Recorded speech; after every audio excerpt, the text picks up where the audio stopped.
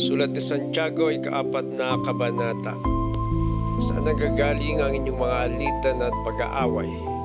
Hindi ba't nagmumula yan sa masamang nasa na naglalaban-laban sa inyong kalooban?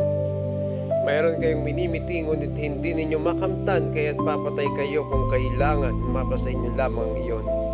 May mga bagay na gustong-gusto ninyo, ngunit hindi ninyo maangkin, kaya't nagkakagalit at naglalaban-laban. Hindi ninyo nakakamtan ang inyong minimiti dahil hindi kayo humihingi sa Diyos. At humingi man kayo, wala rin kayong natatanggap dahil hindi tama ang inyong layunin. Humingi kayo upang mapagbigyan ang inyong mga kalayawan. Mga taksil, hindi ba ninyo alam na kapag nakipagkaibigan kayo sa sanlibutan ay kinakaaway naman ninyo ang Diyos? Ang sino mang nagnanais na maging kaibigan ng sanlibutan ay kaaway ng Diyos. Huwag ninyong akalaing walang kabuluhan ang sinasabi ng kasulatan. Ayaw ng Espiritong ibinigay sa atin ng Diyos na siya'y may kaagaw sa ating pag-ibig. Ngunit higit na malakas ang tulong na ibinigay niya sa atin. Kaya't sinasabi ng kasulatan, ang Diyos ay laban sa mga mapagmataas, ngunit nalulugod sa mga mapagkumbaba. Kaya nga pasakop kayo sa kapangyarihan ng Diyos. Labanan ninyo ang dyablo at lalayuan kayo nito. Lumapit kayo sa Diyos at lalapit siya sa inyo. Linisin ninyo ang inyong mga kamay, kayong mga makasalanan. Linisin ninyo ang inyong mga puso, kayong pabago-bago ang isip.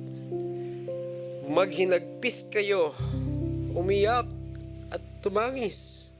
Palitan ninyo ng pagluha ang inyong tawanan at ang kalungkutan ng inyong kagalakan. Magpakumbaba kayo sa harapan ng Panginoon at itataas niya kayo. Mga kapatid, huwag kayong magsiraan sa isa't isa. Ang namimintas o umahatol sa kanyang kapatid ay namimintas at umahatol sa kautusan. At kung hinahatulan mo ang kautusan, hindi ka na tagasunod ng kautusan, kundi isang hukom nito. Ang Diyos lamang ang nagbigay ng kautusan at siya rin ang hukom. Tanging siya ang may kapangyarihan magligtas at magpahamak. Ngunit ikaw, sino ka upang humatol sa iyong kapwa? Makinig kayo sa akin, kayong nagsasabi, ngayon o bukas pupunta kami sa ganito at ganoong bayan at isang taon kaming titigil doon.